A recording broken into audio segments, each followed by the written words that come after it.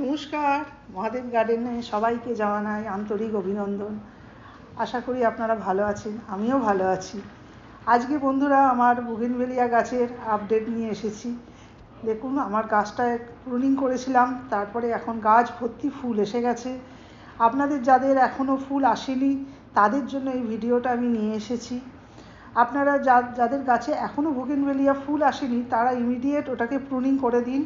Pruning না করলে বন্ধুরা আপনাদের গাছে কিন্তু ফুল আসবে না। প্রুনিং করলে তবেই নতুন পাতার সঙ্গে সঙ্গে নতুন ফুল আসে, আর না হলে গাছটা সোজা লম্বা হয়ে বেড়ে গিয়ে সোজা মাথার ওপরে 2-3টে ফুল হয়। ওটা খুব বিচ্ছিরি দেখতে লাগে। এই গাছে ফুলই হলো এর সৌন্দর্য। আর এই গাছে আপনাকে ফুল আনতে গেলে অবশ্যই প্রুনিং করতে হবে। ইমিডিয়েট এখনও সময় আছে বন্ধুরা, প্রুনিং করে দিন। প্রুনিং করে বন্ধুরা দুটো জিনিস আপনারা স্প্রে করবেন, দেখবেন আপনাদের গাছ ভর্তি ফুল এসে যাবে।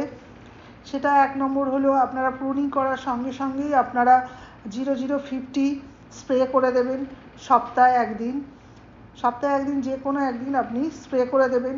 তার ঠিক 1 দিন কি 2 দিন পরে যে কোনো পিজিআর আপনারা স্প্রে করুন।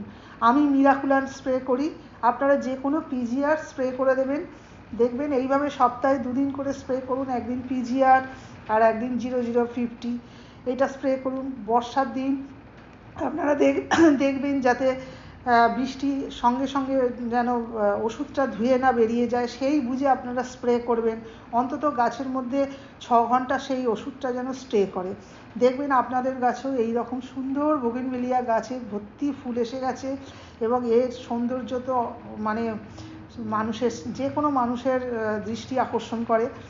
এই গাছ যার ছাদে নেই তার ছাদ পুরো বেমানান। সুতরাং আপনারা অবশ্যই এই গাছটাকে এইভাবে কেয়ার করুন, প্রুনিং করুন, স্প্রে করুন। আর যারা মাটিতে ওষুধ দেন তারা মাটিতে ইমিডিয়েট ওষুধ, যে কোনো ওষুধ দিয়ে দিন।